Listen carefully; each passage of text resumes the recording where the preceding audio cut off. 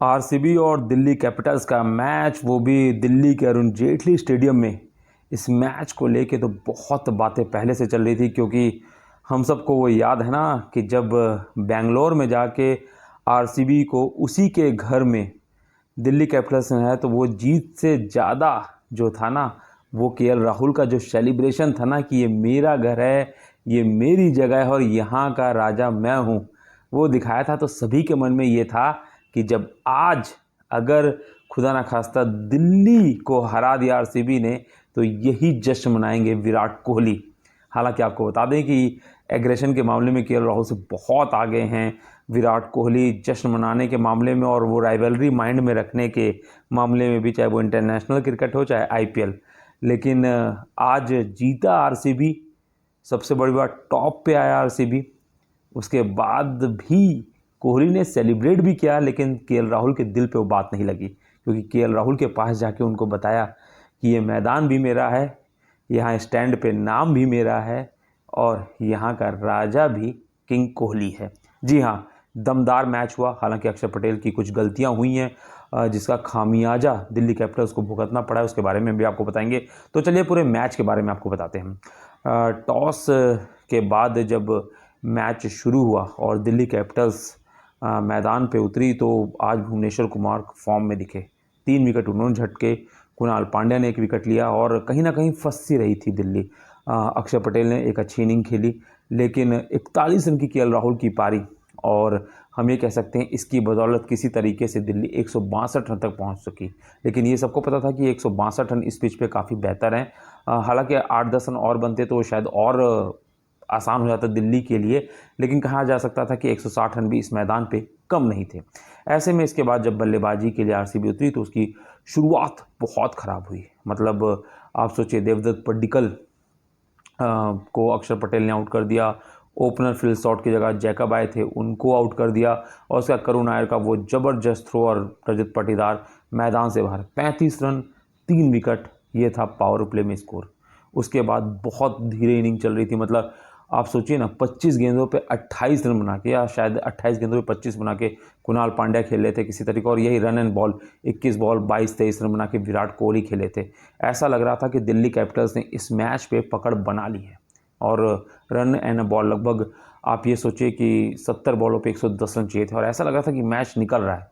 लेकिन यहीं आज कुणाल पांड्या ने 9 साल बाद अर्धशतक लगाया, लेकिन वो अर्धशतक भी इतना दमदार था कि वो जीत के अर्धशतक रहा। और कोहली की पारी पे थोड़ा सा कहीं ना कहीं उसने प्रभाव ज़्यादा छोड़ दिया है, क्योंकि सोचिए 28 गेंदों पे 25 रन और फिर 47 गेंदों पे 73 रन। जी हाँ, 73 रन।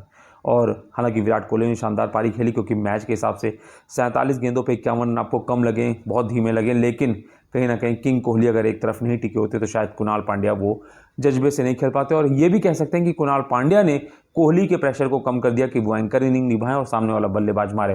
हालांकि चमीरा ने किंग कोहली को 51 रन पे मिचेल स्टार्क के हाथों बाउंड्री पे कैच आउट करा दिया। मैच यहीं पे फंस सा गया था, क्योंकि आप सोचिए 12 गेंदे 17 रन, और पिच इतनी अच्छी नहीं खेली। किंग कोहली, विराट कोहली जो कि थे, वो सेटल डाउन थे, लेकिन वो आउट हो जाते हैं।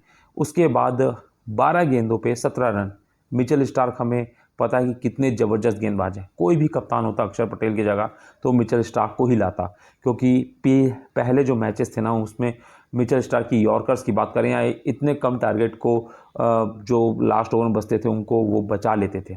लेकिन उनकी जगह आज मुकेश कुमार जो कि आप सोचिए ना, मतलब पूरे 4 ओवर भी फेंके नहीं है और अर्धशतक से ज़्यादा रन खा चुके थे, 51 रन खा चुके थे 15 से ऊपर।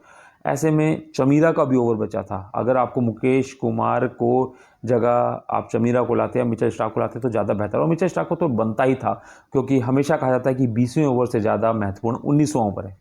लेकिन वो मुकेश कुमार को लाया, और मुकेश कुमार को लाने का दिया हुआ कि टिम डेविड ने उनकी पहली गेंद पे छक्का मारा, फिर चौका मारा, उसके बाद फिर एक चौका मारा, 9 बॉल हो गई, उस पर चौका मार के 2 रन लिया और मैच आसानी के साथ 2 अंक भी दिलाए और आरसीबी को टॉप पे पहुंचा दिया, जो कि जल्दी अमूमन देखने को हमें नहीं मिलता है। लेकिन कहा सकता है कि अक्षर पटेल की ये बहुत बड़ी मिस्टेक थी। मिचेल स्टार्क को लाते, क्योंकि टीम डेविड एकदम नए मैदान पे होते थे, और कहीं मिचेल स्टार्क कुणाल पांड्या को आउट कर देते तो मैच पूरी तरीके से फंस जाता। लेकिन यहाँ पे उन्होंने एक बड़ी गलती की है, जिसका उनको भुगतान हार के रूप में अब चुकाना पड़ेगा। और कहा सकता है कि रिवेंज भले ही आज दिल्ली में आरसीबी ने लिया, लेकिन जश्न मनाने का तरीका थोड़ा अलग था। लेकिन कहा सकता है कि अब काफ़ी खुल गया है आईपीएल 2025 का। हम कह सकते हैं कि पॉइंट्स टेबल, क्योंकि आरसीबी टॉप पे है, मुंबई इंडियंस लगातार वापसी कर चुकी है। और सबसे बड़ी बात है, आज एलएसजी जब हारी है तो आप समझ सकते हैं कि मुंबई और ऊपर जा चुकी है। तो अब बहुत एक कंपटीशन है। हालांकि जो पहले की दिग्गज टीम है सीएसके, वो बाहर चल गई है, राजस्थान बहुत नीचे चल रही है। तो अब मेन जो फाइट चल रही है वो जीटी, मुंबई, आरसीबी, एलएसजी भी अभी बनी हुई है। और हम ये कह सकते हैं कि जिस तरीके से डीसी है उसको भी थोड़ा सा इम्प्रूव करना पड़ेगा। तो ऐसे में कहा सकता है कि भले ही आज दिल्ली कैपिटल्स हारी हो, लेकिन उनका मनोबल काफ़ी ऊंचा होगा, क्योंकि काफ़ी क्लोज मैचेस आ रहे हैं। और दूसरी तरफ वहीं छठी बार लगातार, पहली बार आरसीबी अपने घर से बाहर जीती है, तो इतिहास उनके लिए भी है। तो क्या कहेंगे आप इस जीत पे, कमेंट बॉक्स में जरूर बताइए।